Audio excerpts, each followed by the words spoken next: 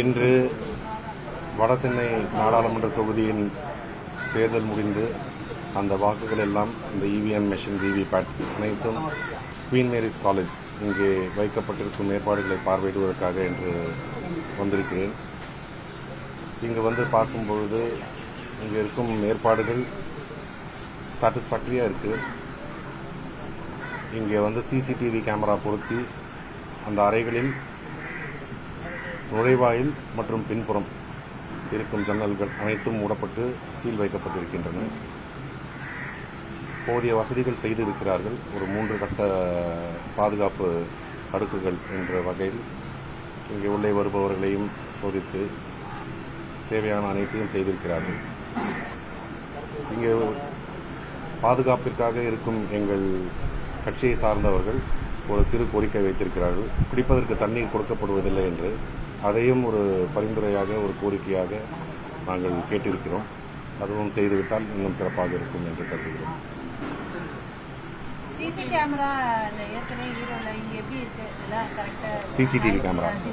CCTV camera வந்து ஒவ்வொரு சட்டமன்ற தொகுதிக்கும் 4 கேமரா அப்படின்றத பொறுத்து ஒரு 6 சட்டமன்ற தொகுதிக்கு 24 மானிட்டர்ஸ் அது மாதிரின்னு வச்சுருக்காங்க.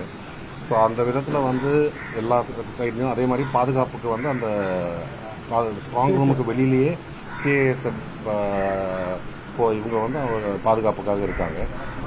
ஒவ்வொரு இதுக்கும் சட்டமன்ற தொகுதிக்கும் 2 பேர் அப்படின்ற மாதிரி. வெளியிலும் போலீஸ் வந்து போதிய அளவிற்கு பாதுகாப்பான முறையில் ஒவ்வொரு அடுக்கிலும் அதை அவர்கள் சோதனை செய்து அனுப்பும் விதமாகத்தான் இருக்கிறது. ஸோ இது வந்து சாட்டிஸ்ஃபேக்டரியாக இருக்குது. இந்த இஷ்யூ இல்லை அப்படின்னாலும் இப்போ ஈரோடு ஒரு சில இடங்கள்ல வந்து சிசிடிவி வந்து ஆஃப் ஆகிட்டு செயல்பட்டு இஷ்யூ ஒரு வேட்பாளராக நீங்கள் தேர்தல் கமிஷன் அந்த மாதிரி ஏற்பாடு செய்யுங்க. இல்லை, அதாவது இப்போது இது மாதிரி ஒரு ஏற்பாடுகள் செய்யும் பொழுது நீங்கள் வந்து அந்த இன்வெர்ட்டர் அண்ட் ஜென்ரேட்டர் இது 2மே வந்து பொருத்தணும். ஏன்னா இப்போ ஒரு கரண்ட் கட் ஆகுது அப்படின்னா அந்த டைமில் சிசிடிவி ஆப்வியஸ்லி வேலை செய்யாது.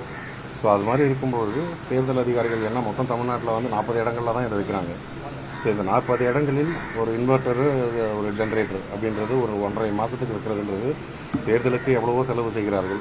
இதையும் சேர்த்து செய்தால் அந்த சந்தேகமும் கூட எதுவும் இல்லாமல் நீங்கள் நீங்க வாக்கு எண்ணிக்கை 1 மாதம் இருக்குது. வேட்பாளர் உங்களோட மனநிலை? அதாவது எங்களுடைய மனநிலை அப்படின்றது இல்லை. நாளைக்கு என்னன்னாலும் ஒரே இதுதான். எங்களுக்கு 1 மாதம் கழிச்சு என்னன்னாலும் பெரிய ஒரு வித்தியாசம் இல்லை. ஏன்னா திராவிட முன்னேற்ற கழகம் வெற்றியை நோக்கி செல்கிறது. அது இந்த வாக்கு வித்தியாசங்கள் எவ்வளோ அப்படின்றது தான் தெரியணும். அதனால் எங்களுக்கு வந்து அதை வெயிட் பண்ணுறதை பற்றி எங்களுக்கு அது ஒன்றும் பெரிய பிரச்சனையாக தெரியல. நன்றி. Thank you very much.